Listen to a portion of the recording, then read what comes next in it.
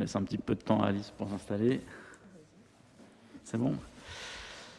Eh bien, on va passer donc à la lecture de l'ordre du jour et notamment donc le premier point, donc dans le cadre des informations du conseil municipal, notamment l'installation de 2 nouveaux conseillers municipaux. Comme vous le savez, M.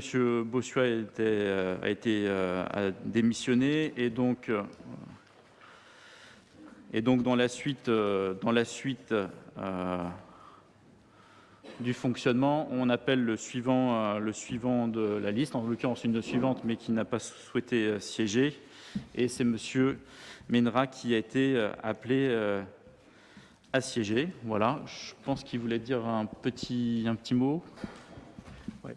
Je vous remercie, Monsieur le maire. Monsieur le maire, mes chers collègues, je risque de ne pas rester longtemps à cette séance, ayant un événement malheureux qui va arriver d'ici, j'espère, le plus loin possible. Donc, je risque de ne pas rester longtemps, je m'en excuse par avance. Autrement, c'est un réel plaisir de me retrouver de nouveau au sein de cette Assemblée. Pour moi, le rôle de l'opposition ne se résume pas à être constamment contre, mais plutôt être utile et constructif. Je sais qu'avec mon prédécesseur, M. Bossuat, ainsi qu'avec Anne-Marie Zels et Karl Dulst, il y a eu du dialogue et des échanges. Et je compte rester sur la même longueur qu'eux. Et je serai attentif à vos actions. Ayant du temps de libre et désireux de m'investir pleinement, j'ai accepté de reprendre toutes les commissions laissées vacantes par M. Bossuat. Et n'aspirant pas au repos, dès la réception des dossiers, je me suis mis au travail, et même 3 fois plus, puisque j'ai le pouvoir de mes 2 colistiers. Je ne pars pas en terrain inconnu. J'étais déjà dans certaines commissions lors de la dernière mandature, et je connais aussi certains de vos colistiers. Et là, particulièrement, donc un petit hommage à Loïc, qui est papa de ce matin. Donc, d'une ravissante petite fille d'Améline. Donc, une naissance ce matin et malheureusement, je doute pour moi pour ce soir. Je vous remercie. Merci à vous. En tout cas, voilà, vous êtes bien évidemment tout est excusé. Et en tout cas, on a hâte de pouvoir travailler avec vous. Et puis, si vous voyez Monsieur Bossuat, souhaitez-lui les félicitations au nom du conseil municipal. Merci beaucoup. Autre élément, donc concernant la mise en place de Sophie Fernandez, donc, qui vient remplacer Monsieur Michel Vivien, démissionnaire. Voilà. S'il nous regarde, et je pense qu'il nous regarde sans doute peut-être derrière son écran, en tout cas on lui passe un grand bonjour et on le remercie, en tout cas au nom de la majorité. Je pense aussi que c'est partagé par un bon nombre d'élus ici présents, tout l'engagement qu'il a pu avoir, voilà, son engagement total, et on lui fait un chaleureux coucou. Et donc bienvenue aussi à Sophie, voilà. On a hâte de pouvoir aussi travailler avec toi. Sur le point numéro 2, donc le compte-rendu des décisions prises par le maire dans le cadre de l'exercice des délégations permanentes, notamment relatif aux concessions. Je ne vais pas vous en faire lecture intégrale. Vous avez le rapport qui vous est présenté avec la liste des éléments. Sur le rapport numéro 3, l'approbation du procès-verbal de la séance du conseil municipal du 9 avril 2021. Donc vous avez une présentation qui vous est faite. En tout cas, vous aviez en pièce jointe l'ensemble et l'intégralité du procès-verbal.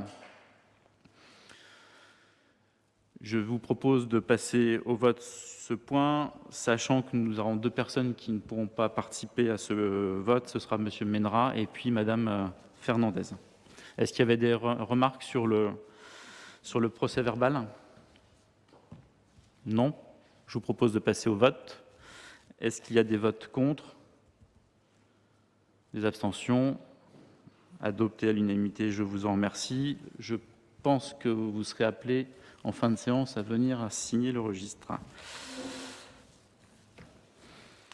Sur le point suivant, donc sur la fixation du nombre des adjoints au maire, comme cela a été évoqué précédemment, donc nous avons eu la démission de M. Vivien. Pour rappel, le Code général des collectivités territoriales prévoit que le conseil municipal détermine le nombre d'adjoints au maire sans que ce nombre puisse excéder 30% de l'effectif légal du conseil municipal. À Sainte-Savine, le nombre d'adjoints au maire est donc de 9 maximum. Aussi, nous vous proposons de maintenir le nombre d'adjoints au nombre de 8. Sur le point suivant, oui, ce serait mieux de voter. Est-ce qu'il y avait des remarques sur ce point? Non? Je vous propose de voter. Est-ce qu'il y a des votes contre? Des abstentions? Adopté à l'unanimité, je vous remercie. Sur le point suivant, donc l'élection d'un adjoint au maire, donc suite à une démission, donc suite à la démission de M. Michel Vivien, conseiller municipal et deuxième adjoint au maire, il convient donc de procéder à une élection d'adjoint au maire afin de le remplacer. Je vous refais la petite lecture du texte. Donc, en ma qualité de maire de la commune de Sainte-Savine, après avoir ouvert la séance du conseil municipal, procéder à l'appel nominal des membres du conseil et de nombrer de présents, j'ai plus en tête, tout le monde était arrivé, 24 présents et 9 pouvoirs. J'ai constaté que la condition de quorum posée à l'article L. 2120-17 du CGCT était remplie. J'invite donc le conseil municipal à procéder à l'élection d'un adjoint en remplacement de M. Vivien, dont la démission a été acceptée par M. le préfet en date du 2 septembre dernier. Je vous rappelle que lorsque l'élection d'un adjoint se déroule au scrutin uninominal, celui-ci est élu au scrutin secret et à la majorité absolue parmi les membres du conseil municipal. Si après 2 tours de scrutin, aucun candidat n'a obtenu la majorité absolue, il est procédé à un 3e tour de scrutin et l'élection a lieu à la majorité relative. En cas d'égalité de suffrage, le plus âgé est déclaré élu. Je rappelle que Mme Alice Bardet a été désignée en qualité de secrétaire par le conseil municipal. Je vous propose de procéder à la constitution du bureau de vote. Nous devons désigner au moins 2 assesseurs. Est-ce qu'il y avait des candidats? Je sais qu'il y avait Frédéric. Une deuxième personne éventuellement en assesseur? Modomis? Eh bien, c'est parfait. Je vous rappelle les modalités de déroulement du scrutin. Chaque conseiller municipal, à l'appel de son nom, s'approche de la table de vote. Il fait constater au président, le maire en l'occurrence, qu'il n'est porteur que d'une seule enveloppe du modèle uniforme fourni par la mairie. En ma qualité de président, je constate sans toucher l'enveloppe que le conseiller municipal dépose lui-même dans l'urne son enveloppe. Le nombre de conseillers qui n'ont pas souhaité prendre part au vote à l'appel de leur nom sera enregistré. Après le vote du dernier conseiller, il sera immédiatement procédé au dépouillement des bulletins de vote. Les bulletins et enveloppes déclarés nuls par le bureau en application de l'article L66 du Code électoral seront sans exception signés par les membres du bureau et annexés au PV avec mention de la cause de leur annexion. Je pense que ça parle à tout le monde. La tenue de bureau de vote. Il en va de même pour les bulletins blancs qui sont décomptés séparément. Pour rappel, une enveloppe ne contenant aucun bulletin est assimilée à un bulletin blanc. Ces bulletins nuls et blancs n'entrent pas en compte pour la détermination des suffrages exprimés. Je vous propose, à ce moment crucial, de passer à l'appel des candidats. Est-ce qu'il y a des candidatures sur ce poste? Monsieur Blanchot. D'autres candidatures? Non, nous enregistrons donc la candidature de M. Bastien Blanchot. On va vous distribuer, si ce n'est déjà fait, le matériel de vote.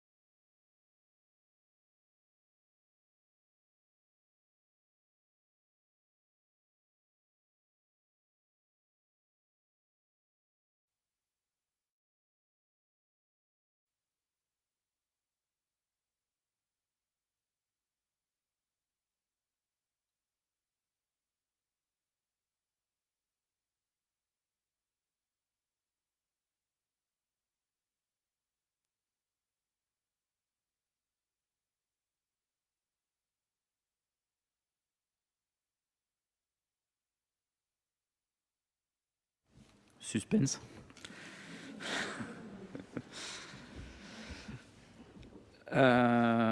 Eh bien, je reprends la lecture. Donc, sur les résultats du premier tour de scrutin, donc, on vous redonne des éléments. Donc, nombre de conseillers présents à l'appel n'ayant pas pris part au vote, 0.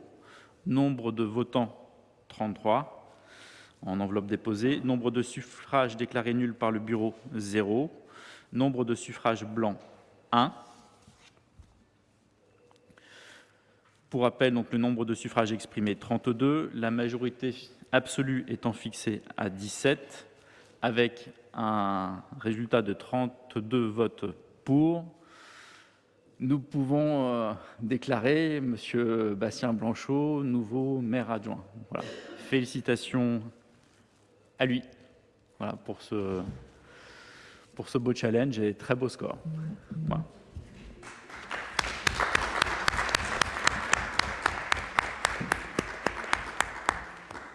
Un petit mot, non? Oui, un petit mot pour vous remercier, monsieur le maire, de la confiance que vous m'accordez. Une pensée chaleureuse et amicale à mon prédécesseur Michel Vivien, avec qui on a travaillé depuis plus d'1 an sur la partie urbanisme, patrimoine bâti. Donc je le salue bien fort. Je remercie tous mes collègues de la majorité et de l'opposition, et je vais tâcher d'exercer mes fonctions avec probité, dévouement, pour continuer l'action municipale qui est mise en place depuis notre arrivée. Voilà, merci à tous. Merci beaucoup.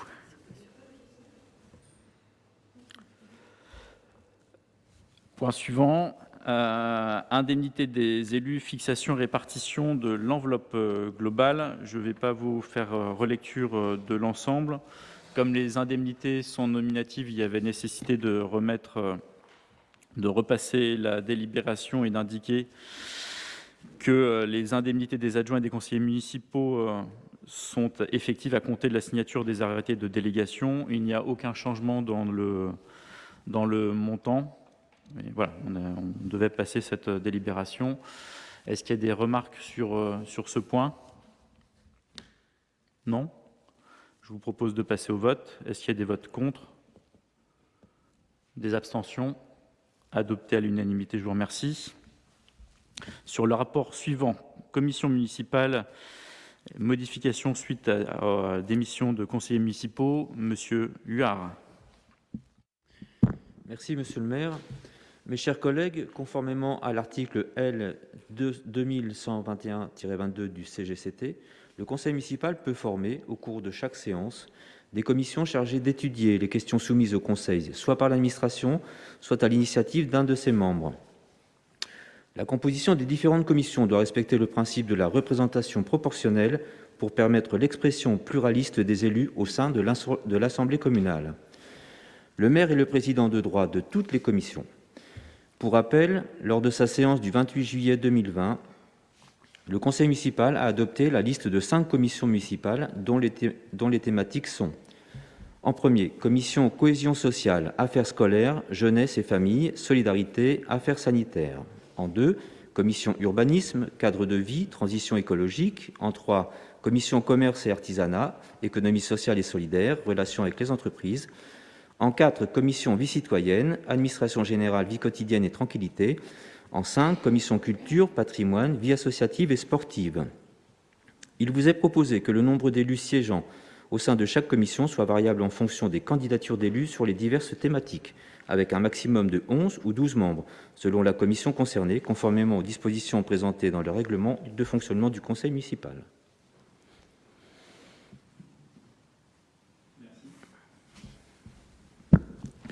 Merci. Est-ce qu'il y avait des remarques sur ce point?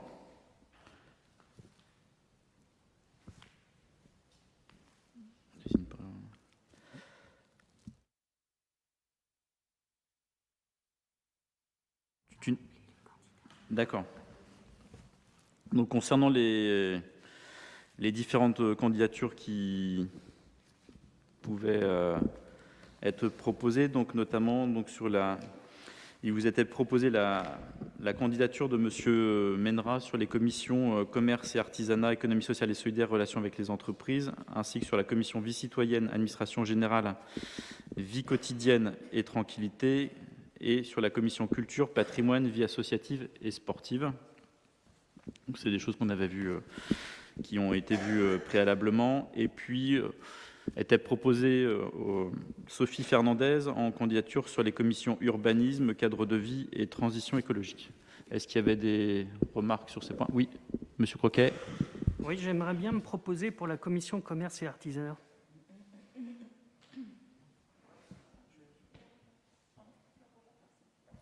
Vous avez de la chance, il reste encore de la place.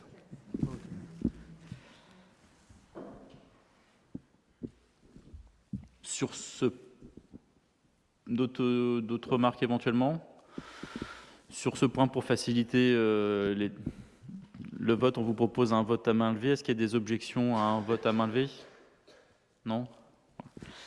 Eh bien, je vous propose donc de passer au vote s'il n'y en a pas de remarques complémentaires. Est-ce qu'il y a des votes contre?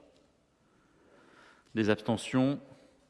Adopté à l'unanimité. Donc, bienvenue Madame Fernandez et Monsieur Menra sur les différentes commissions. Et bon travail. Pardon. Et puis Monsieur Croquet, mais lui, il est déjà... Voilà. Vous êtes bienvenu aussi. Sur le point numéro 8, conseil d'administration du CCAS, représentant du conseil municipal. Donc, modification suite à démission d'un conseiller municipal. Monsieur Laville. Merci. Donc, mes chers collègues, le conseil d'administration du CCAS comprend le maire qui en est le président. Le nombre de membres du conseil d'administration du CCAS a été fixé par délibération en date du 15 juillet 2020 par le conseil municipal comme suit. Donc le maire, 8 membres élus par le conseil municipal et 8 membres nommés par le maire. Donc comme au rapport d'avant, procéder au remplacement des conseillers ayant démissionné. Je laisse la parole à monsieur le maire.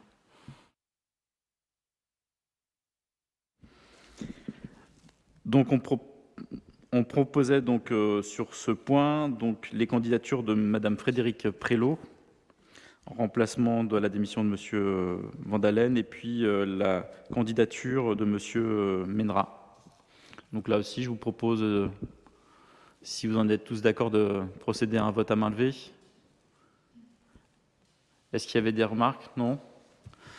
Je vous propose de passer au vote. Est-ce qu'il y a des votes contre? Des abstentions? Adopté à l'unanimité. Rapport suivant. Donc, désignation des membres du comité technique et du comité d'hygiène, de sécurité et des conditions de travail. Monsieur Huard. Merci Monsieur le maire, mes chers collègues. Suite à la démission de Monsieur Michel Vivien, conseiller municipal et deuxième adjoint au maire, membre du comité technique et du comité d'hygiène, de sécurité et de conditions du travail, donc CHSCT, il convient de le remplacer dans ces deux instances. Suite à la démission de Monsieur Loïc Bossois, conseiller municipal, membre du comité technique et du comité d'hygiène, de sécurité et de conditions du travail, CHSCT, il convient de le remplacer dans ces deux instances. Je redonne la parole à Monsieur le maire pour la présentation des candidatures et le vote. Merci. Donc, il vous est proposé donc, pour le collège employeur du comité technique ma candidature en tant que titulaire et la candidature de Monsieur Menra en tant que suppléant.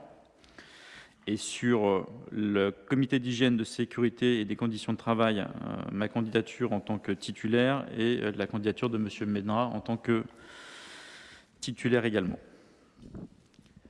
Est-ce qu'il y avait des remarques particulières? On procède toujours à un vote à main levée. Donc, est-ce qu'il y a des votes contre? Des abstentions? Adopté à l'unanimité, je vous remercie. Sur le rapport suivant, commission permanente d'appel d'offres, Monsieur Huard. Merci Monsieur le maire, mes chers collègues. Le conseil municipal, lors de sa séance du 15 juillet 2020, a élu les membres titulaires et les suppléants de la commission permanente d'appel d'offres CAO. Donc je redonne la parole à Monsieur le maire pour présentation des candidatures et pour le vote. Il vous est proposé donc pour ce poste la candidature de Monsieur Romain Bernier. Est-ce qu'il y avait des remarques particulières?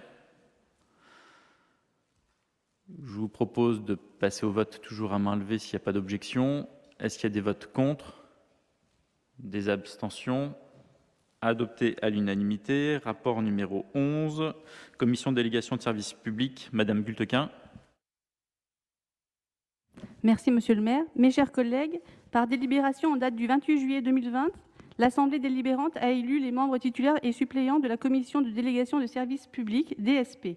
Pour mémoire, dans les communes de 3 500 habitants et plus, la commission est composée de l'autorité habilitée à signer la convention de délégation de services publics ou son représentant, président, et de 5 membres de l'Assemblée délibérante élus en son sein. Suite à la démission de M. Michel Vivien, conseiller municipal deuxième adjoint, il convient de le remplacer. Je laisse la parole à monsieur le maire pour présentation des candidats et le vote. Merci Jenny. Ça tombe bien il vous est proposé donc la candidature de Gülkan Gültekin. Des remarques? Non. Je vous propose toujours de procéder à un vote à main levée s'il n'y a pas d'objection. Pas d'objection. Est-ce qu'il y a des votes contre? Des abstentions? Adopté à l'unanimité. Rapport suivant, rapport numéro 12.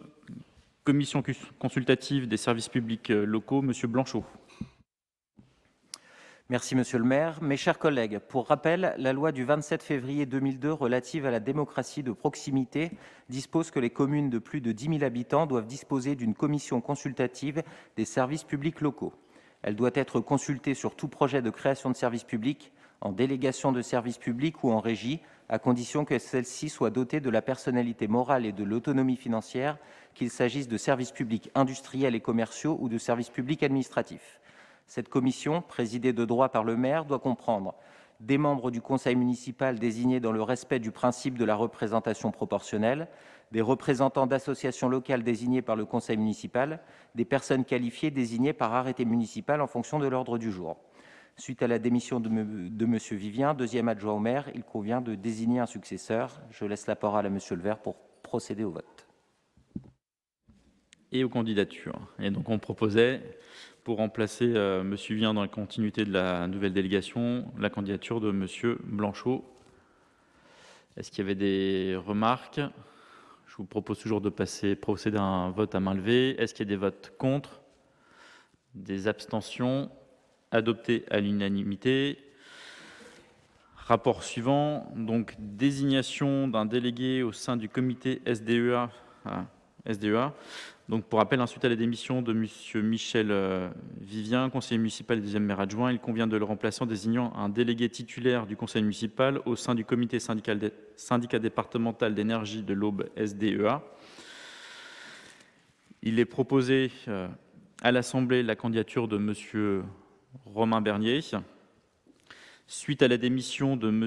Loïc Bossuat, conseiller municipal, il convient donc de le remplacer en désignant un délégué suppléant du conseil municipal au sein du comité du syndicat départemental d'énergie de l'Aube.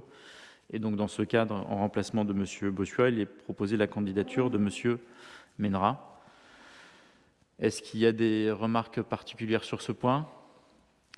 Je vous propose toujours de procéder à un vote à main levée s'il n'y a pas d'objection. Pas d'objection. Et je vous propose de passer au vote. Est-ce qu'il y a un vote contre? Abstention? Adopté à l'unanimité, je vous remercie. Sur le rapport numéro 14, désignation d'un délégué du SDDEA pour la compétence eau potable, M. Blanchot. Merci, monsieur le maire. Mes chers collègues, par délibération du 18 décembre 2018, notre Assemblée a décidé de transférer, à dater du 1er janvier 2019, la totalité de la compétence eau potable exercée par la commune au SDDEA. Les statuts du SDDEA prévoient que les membres désignés tant comme titulaires que suppléants forment le COP, le Conseil de la politique de l'eau. Suite à la démission de M. Vivien, il convient d'élire un successeur. Je laisse la parole à monsieur le maire pour les candidatures et le vote. Nous vous proposions donc sur ce point la candidature de Mme Gülkan Gültekin. Est-ce qu'il y avait des remarques? Je vous propose toujours de procéder à un vote à main levée s'il n'y a pas d'objection. Pas d'objection. Donc je vous propose de passer au vote. Est-ce qu'il y a des votes contre? Abstention? Adopté à l'unanimité, je vous remercie. Rapport suivant, rapport numéro 15, désignation des représentants de la commune au sein du lycée Édouard Herriot. Monsieur Bernier. Mes chers collègues, lors de la séance du conseil municipal du 18 novembre 2020, il a été désigné des représentants de la commune au sein des établissements scolaires, notamment au sein du lycée Édouard Herriot. un membre titulaire et un membre suppléant pour chaque secteur d'enseignement général et professionnel. Je laisse la parole à Monsieur le maire pour la présentation des candidats et pour procéder au vote. Toujours dans la continuité, donc pour ce remplacement, nous proposions, était proposée la candidature de Monsieur Thierry Menera. Est-ce qu'il y avait des remarques? Non, je vous propose toujours de procéder à un vote à main levée s'il n'y a pas d'objection. Pas d'objection. Est-ce qu'il y a des votes contre? Abstention? Adopté à l'unanimité, je vous remercie. Rapport suivant, rapport numéro 16, désignation du correspondant défense, Monsieur Huard. Merci Monsieur le maire. Mes chers collègues, lors du conseil municipal du 15 juillet 2020, un correspondant défense titulaire et un correspondant défense suppléant ont été désignés par l'Assemblée municipale. Pour rappel, le correspondant défense a pour mission d'informer les habitants de la commune et de sensibiliser plus particulièrement les jeunes aux thématiques de la défense. Il est l'interlocuteur privilégié des autorités militaires du département. Je laisse la parole à Monsieur le maire pour présentation des candidatures et vote. Une petite distraction. Pour cette candidature, nous proposions donc sur ce point la candidature, toujours dans la même logique, de Monsieur Menera. Est-ce qu'il y avait des remarques? Donc on vous propose toujours de procéder à un vote à main levée s'il n'y a pas d'objection. Je ne vois pas d'objection. Et donc est-ce qu'il y a des votes contre? Abstention? Adopté à l'unanimité, je vous remercie. Rapport suivant, rapport numéro 17, Société publique locale SPL XDMAT. Donc l'examen du rapport de gestion du conseil d'administration 2020, Monsieur Blanchot. Merci Monsieur le maire. Mes chers collègues, par délibération du 9 mai 2012, notre conseil municipal a décidé de devenir actionnaire de la société SPL XDMAT, créée en février 2012 par les départements des Ardennes, de l'Aube et de la Marne, afin de bénéficier d'outils de dématérialisation des procédures administratives. Le 9 mars 2021, le conseil d'administration de la société a approuvé les termes de son rapport de gestion sur les opérations de l'exercice clos le 31 décembre 2020 et donc l'activité de SPL XDMAT au cours de sa 8e année d'existence en vue de sa présentation à l'Assemblée générale. Cette dernière, réunie le 7 juin dernier, a été informée des conclusions de ce rapport et a approuvé à l'unanimité les comptes annuels de l'année 2020 et les opérations traduites dans ces comptes. Notre Assemblée délibérante doit examiner à son tour le rapport de gestion du conseil d'administration annexé. En synthèse, le rapport de gestion, présenté ce jour, fait apparaître un nombre d'actionnaires toujours croissant, 2705 au 31 décembre 2020, un chiffre d'affaires de 1 433 158 € en très nette progression et un résultat exceptionnel de 279 092 € affecté en totalité au poste autres réserves, porté à 462 004 €. Ce résultat exceptionnel s'explique par un nombre toujours croissant de collectivités actionnaires de la société, la vente sans précédent de plus de 2500 certificats électroniques en 2020, au lieu de 600 à 900 en moyenne, et par la mise en place d'une nouvelle organisation pour la gestion de l'assistance. Aussi, mes chers collègues, après examen, il vous est proposé de bien vouloir approuver le rapport de gestion du conseil d'administration figurant en annexe et de donner acte à Monsieur le maire de cette communication. Merci. Est-ce qu'il y avait des remarques sur ce point? Je vous propose de passer au vote, s'il n'y a pas de remarques complémentaires. Est-ce qu'il y a des votes contre? Des abstentions? Adopté à l'unanimité, je vous remercie. Sur le rapport numéro 18, démocratie locale, mise en place du budget participatif savinien, Monsieur Bernier. Mes chers collègues, la nouvelle municipalité déploie une politique globale de démocratie locale. Elle s'articule autour d'instances démocratiques qui favorisent l'engagement citoyen à tout âge et d'initiatives démocratiques qui tendent à remettre les habitants au cœur de la décision publique. Je vous rappelle les objectifs de cette démarche.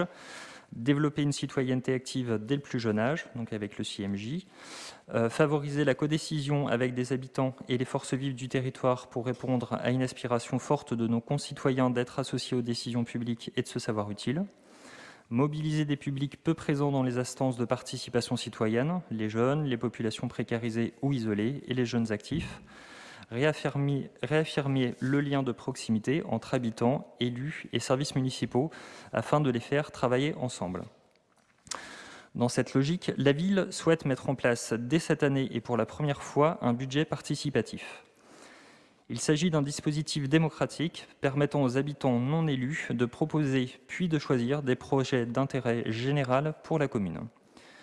La municipalité entend ainsi impliquer concrètement les Saviniens en leur donnant l'opportunité d'agir avec une grande autonomie sur des projets d'intérêt commun, laïques et non partisans. Véritable outil pédagogique, le budget participatif permet de mieux appréhender le fonctionnement d'une commune dont les capacités financières limitées. Pour 2021 et au regard du calendrier, il est proposé d'amorcer cette initiative en attribuant une enveloppe de 4 000 € qui pourra être plus ambitieuse dès 2022. Un règlement annexé définira les critères de dépôt, d'instruction et de choix des projets proposés par les habitants eux-mêmes. Pour encadrer le fonctionnement du budget participatif savinien, un règlement intérieur a été rédigé. Il détaille notamment les modalités de mise en œuvre des projets, de leur dépôt jusqu'au vote des habitants, puis à leur réalisation. Il se veut sommaire pour être à terme retravaillé avec le concours du labo citoyen nouvellement constitué. Si la ville s'engage à laisser une grande latitude aux habitants pour décider de l'affectation d'une partie du budget, le conseil municipal reste maître de la gestion de la dépense publique.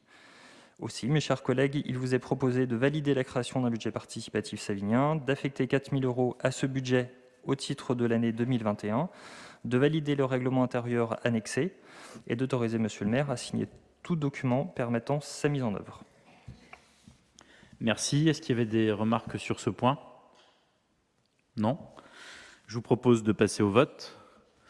Est-ce qu'il y a des votes contre ? Des abstentions ? Adopté à l'unanimité, je vous remercie. Rapport numéro 19, démocratie locale, déploiement d'un outil numérique de participation citoyenne. Monsieur Bernier. Mes chers collègues, la ville souhaite favoriser l'implication des citoyens dans la ville et de leur ville en leur permettant de prendre part à l'action publique par le biais de différents outils et projets collaboratifs. Cette volonté s'est traduite au printemps par la mise en place d'une instance 100% citoyenne, le Labo citoyen.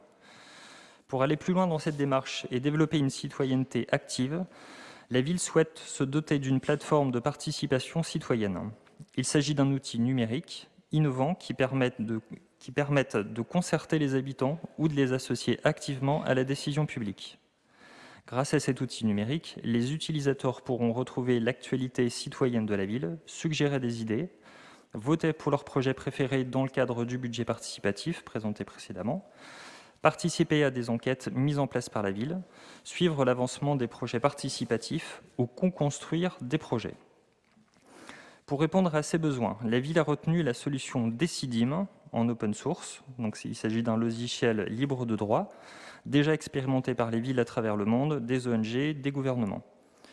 Pour la développer et la paramétrer aux besoins de la ville, c'est une entreprise Open Source Politics, relevant de l'économie sociale et solidaire, spécialité en la matière, qui a été retenue.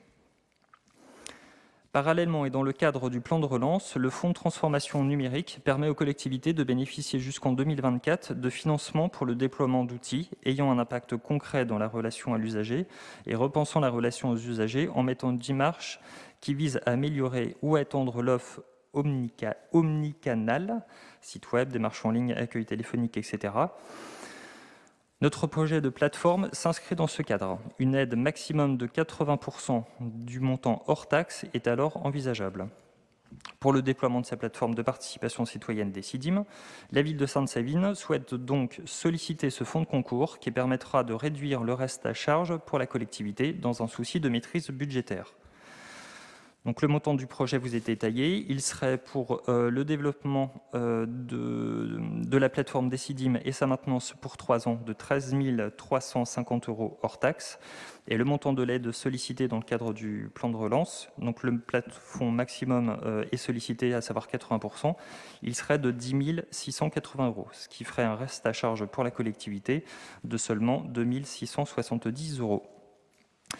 Aussi, mes chers collègues, il vous est proposé de valider le déploiement de la plateforme de participation citoyenne Decidim, d'accepter la sollicitation financière du Fonds de transformation numérique des collectivités territoriales et d'autoriser Monsieur le maire à signer tout document permettant sa mise en œuvre. Merci beaucoup. Merci beaucoup. Est-ce qu'il y avait des remarques sur ce point ?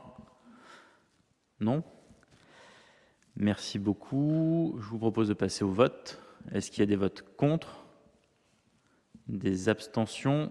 adopté à l'unanimité. Là aussi, ça permettra de vraiment pouvoir développer la participation citoyenne et par la mise en place d'un outil participatif, open source et évolutif. Donc voilà, ça permettra aussi de donner des outils aux labos citoyens et à la collectivité pour travailler sur toutes ces thématiques. Merci beaucoup. Rapport suivant, numéro 20.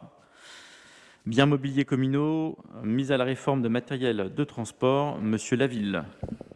Merci. Mes chers collègues, 9 véhicules affectés aux services municipaux et de catégories diverses ne peuvent plus fonctionner ou être utilisés en raison de leur ancienneté ou de leur état. En vue de remplacement des véhicules vétustes au profit de nouveaux véhicules plus propres, il vous est donc proposé de procéder à leur mise à la réforme. Vous trouvez la liste des véhicules dans la délibération. Aussi, mes chers collègues, après en avoir délibéré, vous est proposé d'autoriser Monsieur le maire à procéder à la réforme des biens récapitulés dans le tableau annexé, d'autoriser la sortie d'inventaire de ces biens et d'autoriser la cession de ces biens à des tiers, conformément à la destination des véhicules. Merci. Est-ce qu'il y avait des remarques sur ce point? Non? Je vous propose de passer au vote. Est-ce qu'il y a des votes contre? Des abstentions? Adopté à l'unanimité, je vous remercie. Sur le rapport suivant, biens mobiliers communaux de mise à la réforme de biens affectés à l'école municipale de musique et de danse, Monsieur Laville. Merci. Mes chers collègues, certains instruments de musique et divers biens affectés à l'école municipale de musique et de danse sont inutilisables et irréparables. Il convient donc d'acter leur désaffectation et leur sortie du patrimoine communal. Vous trouverez la liste des biens annexés au rapport. Aussi, mes chers collègues, il vous est proposé de désaffecter les biens mentionnés dans le tableau ci-dessus, d'autoriser Monsieur le maire à faire procéder à la mise au rebut ou à la cession de ces instruments. Merci. Là aussi, des remarques? Bon, au cas où, je pose la question. Parce que non. Eh bien, je vous propose de passer au vote. Est-ce qu'il y a des votes contre? Des abstentions? Adopté à l'unanimité. Rapport numéro 22, biens mobiliers communaux, mise à la réforme de biens affectés au service des espaces verts. Monsieur Laville. Merci, mes chers collègues. Divers biens mobiliers affectés au service des espaces verts ne peuvent plus être utilisés en raison de leur ancienneté ou de leur état. Il convient donc d'acter leur désaffectation et leur sortie du patrimoine communal. Vous trouverez la liste des biens annexés sur le rapport.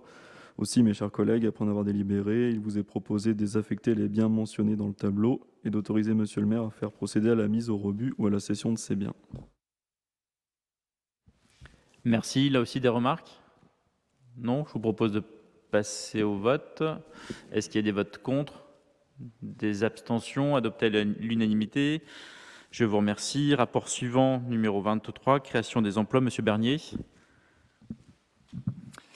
Mes chers collègues, il appartient donc au conseil municipal de fixer l'effectif des emplois nécessaires au fonctionnement des services. En cas de réorganisation des services, la décision est soumise à l'avis préalable du comité technique. Pour dissocier les fonctionnements de professeurs de flûte, pour dissocier les fonctions de professeurs de flûte traversière des fonctions de professeurs de formation musicale actuellement enseignées par un même professeur qui demande sa mutation et faciliter les recrutements, il vous est proposé la création d'un emploi de professeur de flûte traversière à temps non complet 7/20e à compter du 1er octobre de cette année et la création d'un emploi de professeur de formation musicale à temps non complet 8/20e à compter du 1er octobre de cette année. Compte tenu du besoin de s'attacher les compétences d'un chargé d'opération pour amorcer et conduire le programme d'investissement patrimoine et espace public, il vous est proposé la création d'un emploi non permanent à compter du 1er octobre de cette année de chargé d'opération à temps complet pour une durée d'1 an. Aussi, mes chers collègues, il vous est proposé de bien vouloir adopter les créations d'emplois, d'inscrire au budget les crédits correspondants et de modifier le tableau des emplois tenant compte des créations ci-dessus. Merci. Des remarques? Oui, Monsieur Moser. Oui, une question, enfin 2 questions. Merci de me donner la parole, Monsieur le maire. Est-ce qu'on pourrait avoir un petit peu plus de précision sur la mission ou le profil de ce poste? Je peux si Monsieur Blanc. Quelle est la tâche exacte de ce poste? Monsieur Blanchot. Oui, on a, comme vous le savez, recruté un directeur des services techniques. On a un pôle voirie qui est composé de 2 chargés d'opération Et on a un pôle patrimoine bâti qui actuellement est pourvu que d'un seul chargé d'opération, pardon. Donc le but c'est d'équilibrer, puisqu'on a beaucoup de travaux sur les bâtiments qui sont anciens, ce qu'on avait déjà évoqué ensemble. Donc c'est vraiment pour suivre les travaux. On s'est aperçu aussi que les intervenants extérieurs, il manquait un suivi des entreprises. Donc cette personne sera chargée pendant 1 an de suivre toutes les interventions qui se feront dans nos bâtiments. Voilà. Est-ce que ça correspond donc effectivement à pourvoir à l'absence du personnel qui était chargé de ce travail avant? Oui, on a aussi des personnes qui sont en disponibilité, quelques arrêts maladie. Donc c'est une option pour pouvoir avancer dans nos travaux, de partir sur un contrat d'1 an avec une ressource technique supplémentaire et monter en compétences. D'accord, donc c'est quelqu'un qui... Pourquoi avoir choisi simplement 1 an? Moi, entre l'importance et la durée des travaux qui vont être à suivre. C'est un renfort, en fait. Oui, c'est un renfort du service, parce que la personne qui est actuellement seule est débordée.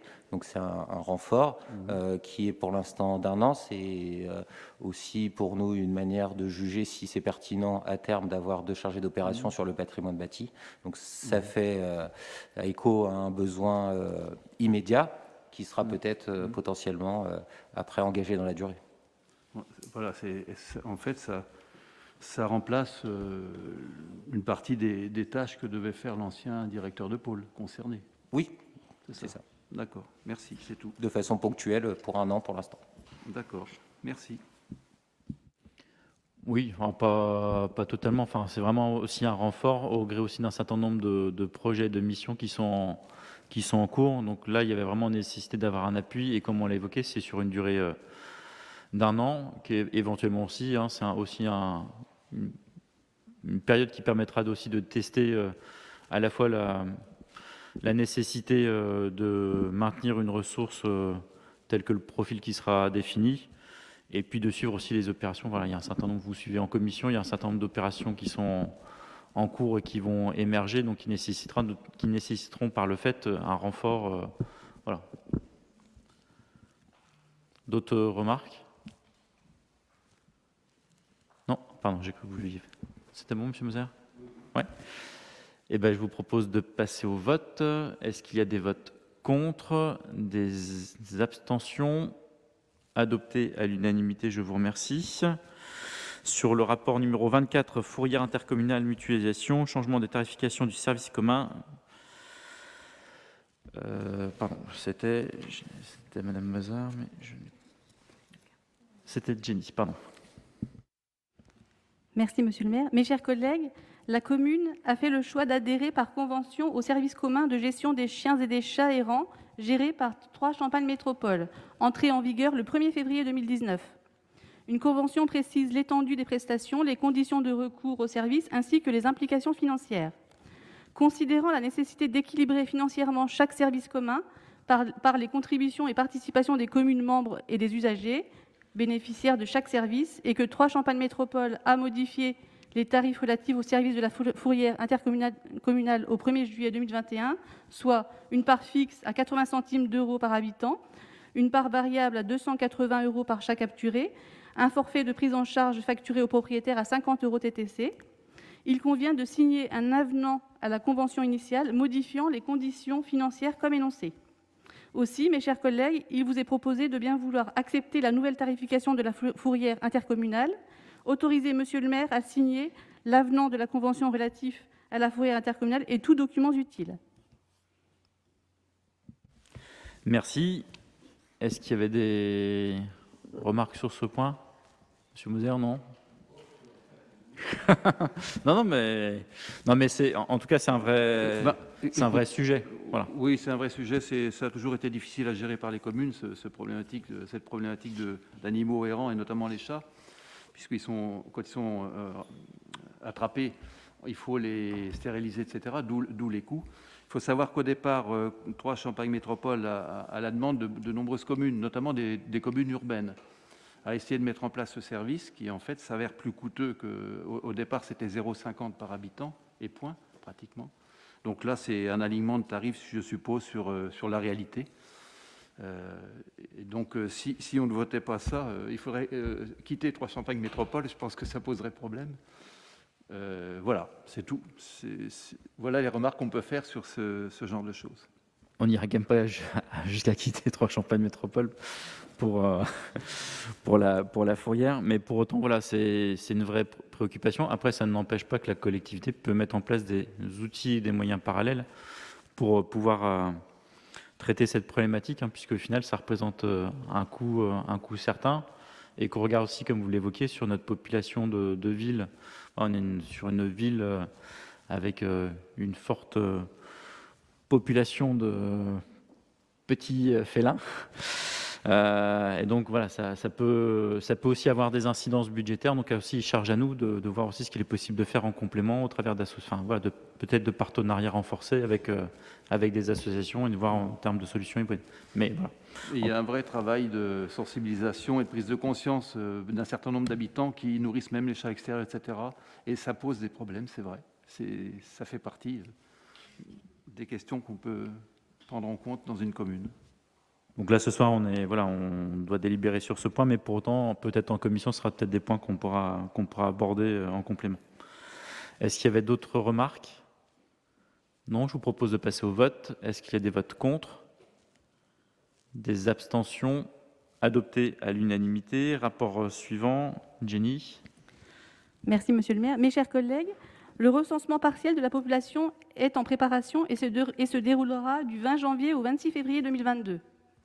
Comme les années précédentes, il sera procédé au recrutement d'agents recenseurs. Leur rémunération est assurée au moyen de la dotation forfaitaire versée par l'État.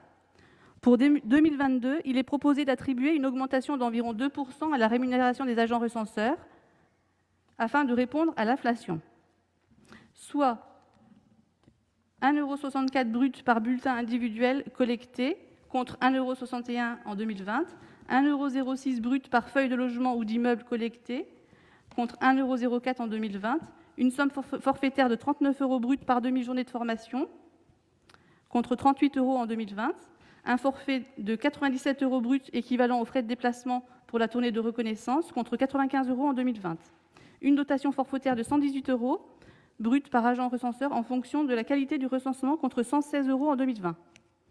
Aussi, mes chers collègues, il vous est proposé de fixer les diverses rémunérations au tarif indiqué, d'inscrire la somme correspondante au budget primitif 2022 de la ville. Merci. Est-ce qu'il y avait des remarques sur ce point? Non. Je vous propose de passer au vote. Est-ce qu'il y a des votes contre? Des abstentions? Adopté à l'unanimité, je vous remercie. Rapport suivant, numéro 26, Monsieur Hennequin. Merci, monsieur le maire. Mes chers collègues, la ville de Sainte-Savine met à disposition des associations saviniennes demandeuses des locaux et structures sportives afin qu'elles puissent y pratiquer leur activité régulière. Ces mises à disposition sont établies de manière à favoriser l'équité entre les associations dans la mesure des possibilités d'accueil au sein des différents bâtiments communaux. Pour l'année 2021-2022, de septembre à juin, il convient de définir les conditions financières d'occupation des locaux et structures municipales pour les activités régulières des associations. Salle d'activité mise à disposition gratuite, gymnase et équipements sportifs mise à disposition gratuite. Suite à l'attribution des créneaux d'occupation aux associations, les services de la ville procéderont à une valorisation financière de la mise à disposition des locaux, tenant compte des frais de fonctionnement occasionnés, électricité, chauffage, entretien, eau. Cette valorisation des avantages en nature sera adressée à chaque association bénéficiaire qui devra indiquer le montant transmis sur ses documents comptables. Aussi, mes chers collègues, il vous est proposé de bien vouloir valider les conditions de mise à disposition des locaux municipaux aux associations, dire que ces conditions sont applicables à compter du 1er septembre 2021 et d'autoriser monsieur le maire à faire toutes les démarches utiles et nécessaires, à signer tout document utile, autant pour moi. Merci. Est-ce qu'il y avait des remarques sur ce point? Non. Je vous propose de passer au vote. Est-ce qu'il y a des votes contre? Des abstentions? Adopté à l'unanimité, je vous remercie. Rapport suivant, animation de la vie locale, tarif de mise à disposition. Madame Ribaille. Oui, merci monsieur le maire. La ville de Sainte-Savine met à disposition des garages qui sont situés au numéro 12 rue Gambetta et numéro 12 rue Jules-Aymar, dont le tarif de location est fixé par délibération du conseil municipal depuis le 9 avril 2017. Les entreprises adaptées œuvrent pour l'emploi de personnes en situation de handicap en proposant un accompagnement spécifique qui est destiné à favoriser la réalisation de leurs projets professionnels. Sainte-Savine, dans la poursuite de son engagement en faveur de l'économie sociale et solidaire, souhaite soutenir ce type d'entreprise qui œuvre sur le territoire en instaurant la gratuité pour la mise à disposition de locaux de stockage. Ce sont des garages communaux dans la limite des espaces disponibles. En fait, le projet satisfera une demande de l'Atelier du Courrier, un acteur local de l'économie sociale et solidaire qui en fait emploie des travailleurs handicapés. L'idée est de pouvoir stocker le triporteur qui servira à la distribution du journal municipal de Savignat. Alors, par ailleurs, la municipalité souhaite également marquer sa volonté d'accompagner et de soutenir le tissu associatif dont les activités représentent un intérêt public local. Il est proposé d'instaurer une nouvelle tarification adaptée pour la mise à disposition des garages communaux à des fins de stockage de matériel associatif uniquement, dans la limite des espaces disponibles. Cette mise à disposition se fera du 1er septembre au 31 août suivant. Toute année entamée sera due intégralement.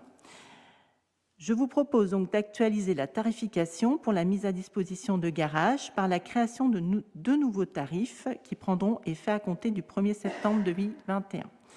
Pour les associations, une mise à disposition pour un tarif de 15 € par mois sera effective du 1er septembre au 31 août. Et pour les entreprises adaptées, la mise à disposition sera gracieuse. Aussi, mes chers collègues, il vous est proposé de bien vouloir valider les conditions de mise à disposition des garages communaux, de dire que ces conditions sont applicables à compter du 1er septembre 2021 et d'autoriser Monsieur le maire à faire toutes les démarches nécessaires à signer tout document utile. Merci. Alors, il fallait lire. Je pense qu'il y a des questions. Non, c'est une petite question. Vous avez, sur le tableau qui nous est soumis sur la délibération, on met 150 € par an. Oui, non, c'est ce que j'allais rectifier en fait. C'est moins de 15 € par mois, c'est un tarif annuel de 150 €. Oui, c'est vrai que ça fait, oui, tout à fait. Est-ce que ce tarif concerne uniquement les garages rue Gambetta? Ou bien est-ce qu'il concerne éventuellement les préfabriqués qui sont derrière l'ancienne caserne des pompiers? Je vais laisser mon collègue Virgile. C'est une question. Oui, tout à fait. C'est les garages qui sont derrière la caserne des pompiers.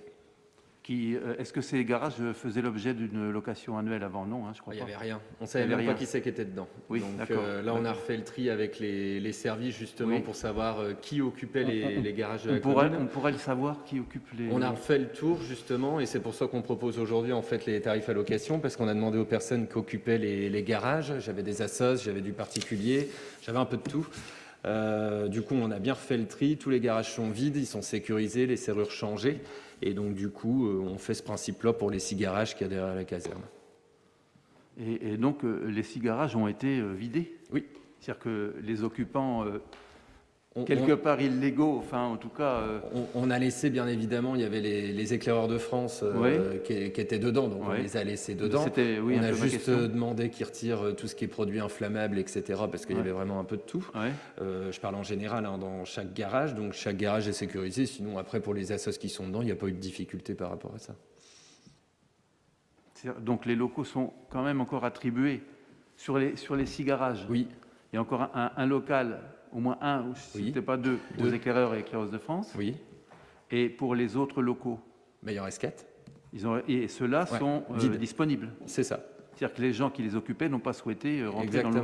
Ou vont refaire une demande par ailleurs? Sur les 6, il y en avait un de vide et 2 par les éclaireurs de France, 2 qui étaient utilisés par la caserne des pompiers et un particulier. D'accord. Okay. Et il en reste du coup 4 de vide actuellement. Ok, merci. Donc sur ce point, en fait, on a refait une mise à niveau, puis on a mis en place des conventions, puisqu'il n'y avait pas de convention d'occupation qui... Oui, c'est bien. D'autres remarques? Non? Je vous propose de passer au vote. Est-ce qu'il y a des votes contre? Des abstentions? Adopté à l'unanimité, je vous remercie. Sur le rapport suivant, animation de la vie locale, adaptation tarifaire pour les activités sportives à destination des seniors. Madame Kin. Merci Monsieur le maire. Mes chers collègues, le service animation de la vie locale propose tout au long de l'année un panel d'activités variées à destination de différents publics. Le secteur senior organise notamment des séances physiques et sportives adaptées aux personnes de plus de 55 ans. L'année 2020-2021 a été marquée par la crise sanitaire qui a eu pour impact l'annulation des activités physiques proposées dans des sites fermés, afin d'éviter les risques de propagation du virus auprès de ce public parfois âgé et vulnérable. Certains seniors avaient en début d'année réglé leur inscription à ces activités, dont les tarifs sont appliqués sous forme de forfait annuel correspondant au nombre de disciplines pratiquées. Dans le cadre des inscriptions aux activités pour l'année 2021-2022, il est proposé, pour les personnes concernées, de prendre en compte le règlement déjà effectué au titre de l'année 2020-2021 et de ne facturer que la différence entre le tarif appliqué l'année dernière et les nouveaux tarifs. Lorsque le montant payé en 2020-2021 est supérieur au tarif 2021, la régularisation pourra être opérée sur les autres activités pratiquées par l'usager. En cas de non-réinscription d'une personne ayant réglé sa participation en 2020-2021, un remboursement sera bien sûr effectué. Aussi, mes chers collègues, vu l'énoncé ci-dessus, il vous est proposé de bien vouloir valider les adaptations tarifaires proposées pour la participation des seniors aux activités sportives du service AVL pour l'année 2021 et d'autoriser Monsieur le maire à faire les démarches nécessaires et à signer toutes pièces utiles. Merci beaucoup. Est-ce qu'il y avait des remarques sur ce rapport? Non. Je vous propose de passer au vote. Est-ce qu'il y a des votes contre? Des abstentions? Adopté à l'unanimité, je vous remercie. Rapport numéro 29, toujours Madame Keane. Merci Monsieur le maire. Donc, mise à jour du dossier d'inscription. Mes chers collègues, le service animation de la ville locale propose des activités variées à destination de différents publics. Après la mise à jour de la tarification des activités lors du conseil municipal du 8 juillet dernier, il convient à présent de réactualiser le dossier d'inscription annexé au rapport pour l'année 2021-2022, donc du 1er septembre au 31 août. Aussi, mes chers collègues, il vous est proposé de bien vouloir valider le dossier d'inscription au service animation de la vie locale pour l'année 2021-2022 et d'autoriser Monsieur le maire à faire toutes les démarches nécessaires et à signer tout document utile. Merci beaucoup. Est-ce qu'il y avait des remarques sur ce rapport? Non. Je vous propose de passer au vote. Est-ce qu'il y a des votes contre? Des abstentions? Adopté à l'unanimité, je vous remercie. Rapport suivant, rapport numéro 30, convention de financement, plan de relance au socle numérique dans les écoles élémentaires. Madame Caterino. Merci Monsieur le maire. Mes chers collègues, nous souhaitons continuer à équiper les écoles en matériel numérique, notamment en classe mobile. Donc acquisition de tablettes numériques, bornes Wi-Fi, accessoires, logiciels pédagogiques, environnement numérique de travail. Pour ce faire et réduire le reste à charge pour la collectivité, la ville a sollicité le fonds de concours plan de relance pour un socle numérique dans les écoles élémentaires. Ce dossier a été accepté. Le coût global prévisionnel de ce projet, qui se réalisera en 2022, est de 51 322 € TTC. La subvention allouée par l'État est de 35 553 €, soit un reste à charge de 15 769 €. Mes chers collègues, il vous est donc proposé de bien vouloir approuver ce projet et la convention de financement appel à projet pour un socle numérique dans les écoles élémentaires, autoriser Monsieur le maire à faire les démarches utiles et signer tous les documents nécessaires. Merci beaucoup. Est-ce qu'il y avait des remarques sur ce rapport? Non. Je vous propose de passer au vote. Est-ce qu'il y a des votes contre? Des abstentions? Adopté à l'unanimité, je vous remercie. Rapport numéro 31, toujours Madame Caterino. Et remercie, Monsieur le maire. Mes chers collègues, le projet éducatif de territoire, plan mercredi, signé en 2018, arrive à échéance. Nous souhaitons donc mettre en œuvre un nouveau plan mercredi pour 3 ans. La convention a pour objet de déterminer les modalités d'organisation et les objectifs éducatifs des activités périscolaires mises en place pour les enfants scolarisés dans les écoles maternelles et élémentaires de Sainte-Savine, dans le prolongement du service public de l'éducation nationale et en complémentarité avec lui. 7 axes éducatifs de ce projet ont donc été indiqués: développer la citoyenneté, encourager le mieux vivre ensemble, développer l'éducation à l'environnement et au développement durable, soutenir la parentalité et l'accueil de tous les publics, favoriser la cohérence et la complémentarité éducative des différents temps de l'enfant, développer la mise en valeur de la richesse du territoire et développer des activités éducatives de qualité. Ils sont déclinés par des objectifs opérationnels en articulation avec les projets des écoles de Sainte-Savine. Cette convention permet à la collectivité de bénéficier d'un taux d'encadrement plus élargi, donc un animateur pour 14 enfants de moins de 6 ans et un animateur pour 18 enfants de plus de 6 ans, et un concours financier plus important de la Caisse d'allocation familiale de l'Aube. Aussi, mes chers collègues, vu l'énoncé ci-dessus, nous vous proposons de bien vouloir approuver la convention relative à la mise en place d'un projet éducatif territorial et d'un plan mercredi, autoriser Monsieur le maire à faire les démarches utiles et signer tous les documents nécessaires. Merci beaucoup. Est-ce qu'il y avait des remarques sur ce rapport? Non. Je vous propose de passer au vote. Est-ce qu'il y a des votes contre? Des abstentions? Adopté à l'unanimité. Rapport suivant, toujours Madame Caterino. Merci, Monsieur le maire. Mes chers collègues, nous devons actualiser le dossier d'inscription de l'accueil collectif de mineurs, ACM, sur la partie secteur jeune, suite au changement de tarification qui a été voté au précédent conseil municipal et à l'uniformisation des dossiers d'inscription enfance-jeunesse. Aussi, vu l'énoncé ci-dessus, il vous est proposé de bien vouloir approuver les modifications du dossier d'inscription de l'ACM secteur jeune, tel que présenté dans le document annexé, et autoriser Monsieur le maire à faire les démarches utiles et nécessaires. Merci beaucoup. Est-ce qu'il y avait des remarques? Non. Je vous propose de passer au vote. Est-ce qu'il y a des votes contre? Des abstentions? Adopté à l'unanimité. Et pour le rapport suivant, Madame Caterino, rapport numéro 33. Très surprenant ce conseil. Merci, Monsieur le maire. Mes chers collègues, nous devons actualiser le règlement intérieur du service enfance-jeunesse qui est annexé à la présente délibération. Nous vous proposons de bien vouloir approuver l'actualisation du règlement intérieur du service enfance-jeunesse et autoriser Monsieur le maire à faire les démarches utiles et signer tous les documents nécessaires. Merci beaucoup. Est-ce qu'il y a des remarques? Non. Je vous propose de passer au vote. Est-ce qu'il y a des votes contre? Des abstentions? Adopté à l'unanimité, pardon. Rapport suivant. Et non, ce ne sera pas Madame Caterino, ça sera Madame Keane. Et non. Rapport numéro 34. Merci, Monsieur le maire.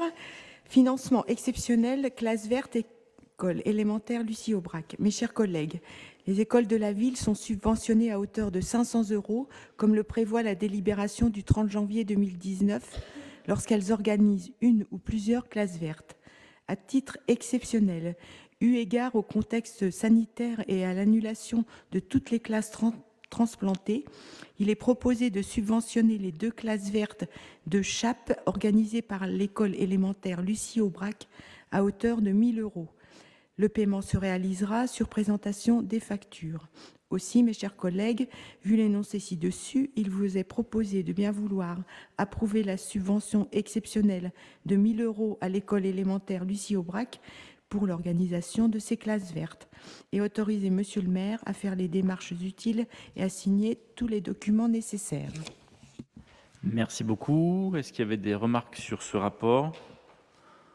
Non. Je vous propose de passer au vote. Est-ce qu'il y a des votes contre? Des abstentions? Adopté à l'unanimité, je vous remercie. Rapport numéro 35, voirie, Monsieur Blanchot. Merci, Monsieur le maire. Mes chers collègues, le règlement de service de la Régie d'assainissement de Troyes-Champagne Métropole, qui s'applique sur l'ensemble des communes relevant de la Régie d'assainissement, dont Sainte-Savine, régit les obligations des usagers et propriétaires en matière d'eau pluviale. Il stipule que les eaux pluviales sont gérées à la parcelle et ne peuvent pas faire l'objet de rejet au domaine public. Les gargouilles peuvent être tolérées à titre exceptionnel lorsqu'aucune autre solution technique adaptée n'est envisageable, sous réserve de l'avis favorable du service gestionnaire de la voirie. Cet ouvrage est à la charge, investissement et entretien de l'usager demandeur, qui devra solliciter au préalable l'accord du maire ou de son représentant. Les travaux seront réalisés par une entreprise de travaux publics sous maîtrise d'ouvrage de la commune et refacturés entièrement au pétitionnaire.